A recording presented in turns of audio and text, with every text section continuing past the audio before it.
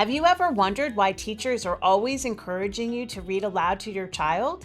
Welcome back to another Slam video. I'm Lizbeth Stone, and I've spent over 30 years working as a learning resource specialist, supporting students in reading and math from preschool to 5th grade. Today, I'm sharing a variety of reasons why reading aloud is such a powerful way for you to support your child's learning.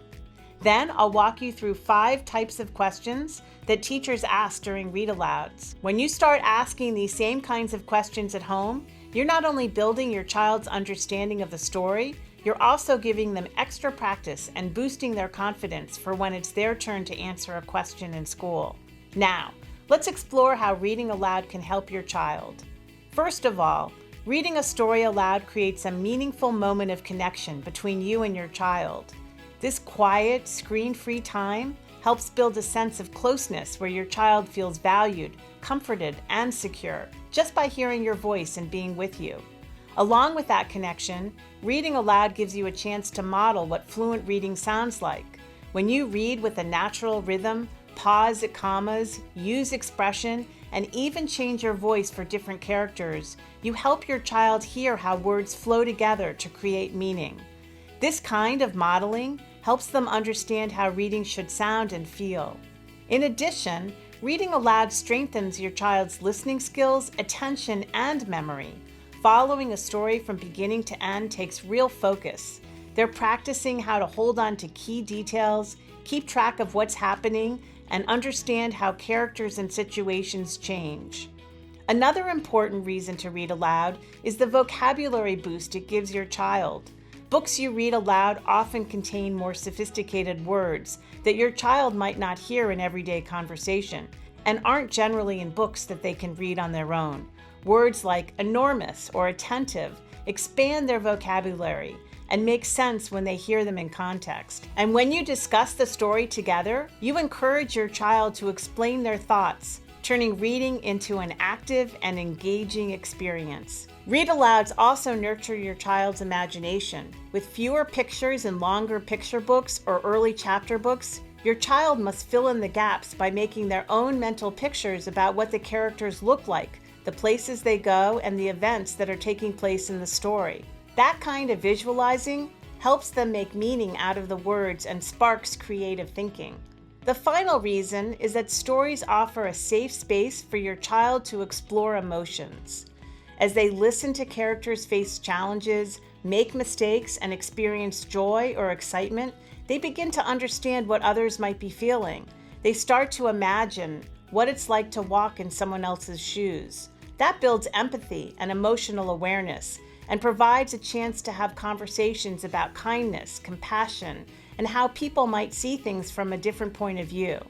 Now that we've explored the many great benefits of reading aloud, there's one more small thing you can do to boost your child's understanding even more, and that's asking questions as you read together. You might be wondering how to do that without stopping the flow of the story. Don't worry, you don't need to ask a question on every page, and you definitely don't have to cover every type of question that I talk about. The goal here isn't to quiz your child, it's to spark their thinking, encourage conversation, and help them understand the story more deeply. Try asking a few different types of questions while you're reading, and then maybe a few more after the story ends. The 5 types of questions I'm going to share with you next are questions teachers ask during classroom read alouds. Let's start with the most familiar kind, factual questions. These are the ones with answers you can find right in the story. They're often the who, what, where, when, and why questions, and teachers often call them the W questions. Let's use the book Corduroy, written by Don Freeman, as an example.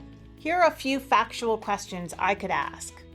Who finds Corduroy after he makes the noise? What happens when Corduroy tries to pull the button off the mattress? Where does Corduroy live at the beginning of the story? When did Lisa come back to the store? Why did Corduroy go exploring the department store? And factual questions can also be how questions, such as, how did Lisa fix Corduroy's overalls? These are questions with answers your child can point to in the book, great for recall and comprehension.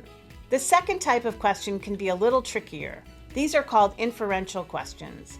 Unlike factual questions, the answer isn't stated directly in the story. Your child has to think more deeply and use the information they've heard and learned so far in the story to figure out the answer. Still using Corduroy as an example, I might ask, why do you think Corduroy didn't notice that his button was missing before? Why do you think Corduroy thought the button on his mattress was his? Why do you think Lisa sewed a new button on Corduroy's overalls? Or, how do you think the night watchman felt when he found Corduroy?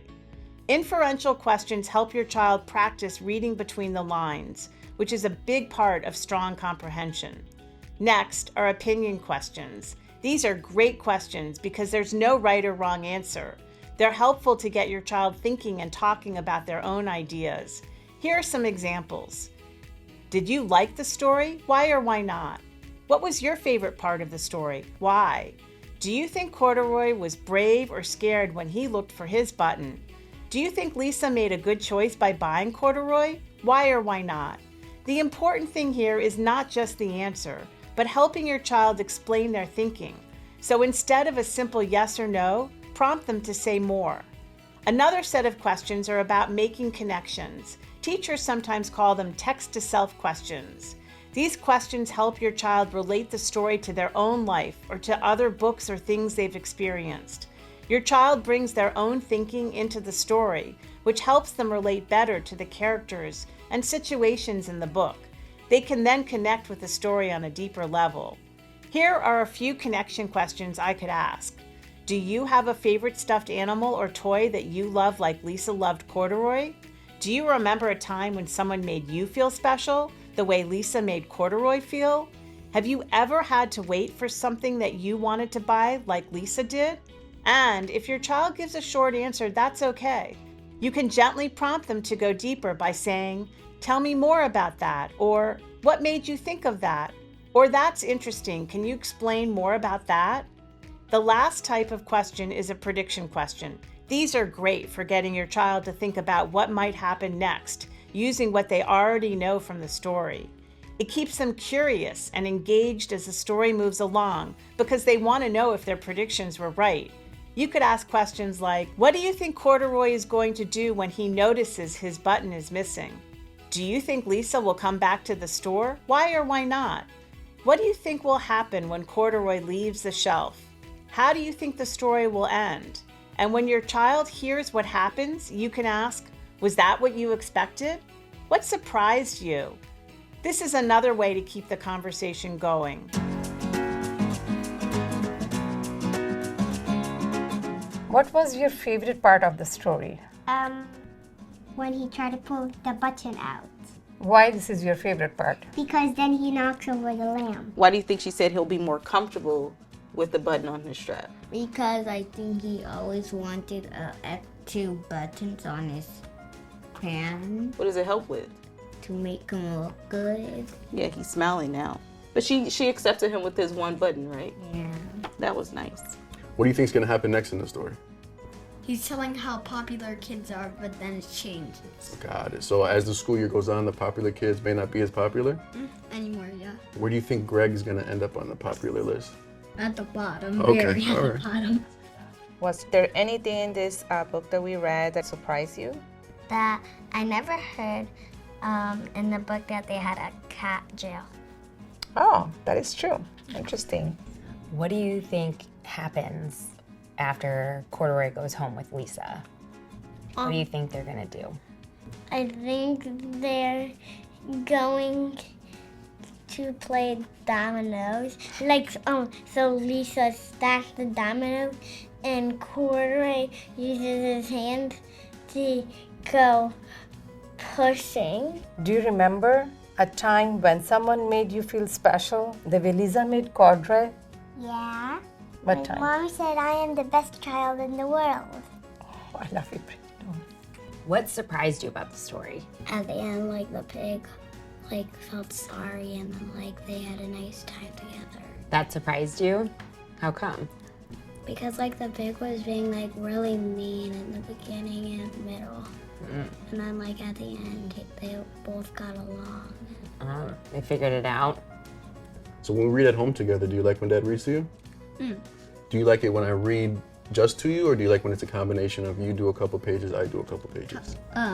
Couple pages. And why do you like that style? So my mind doesn't get brain rotted. Got it. Aisha, do you like I was reading with you? I love when you read to me because it's really fun because you're the one who's reading it to me and you're really special. Thanks for watching. I hope you enjoyed learning more about the value of reading aloud and how asking a variety of questions can help your child understand and connect with the story in a deeper way. If this video was helpful, give it a thumbs up and subscribe for more content like this. You can find links to the types of reading questions I mentioned and more reading and math activities at our website, slamhomelearning.org.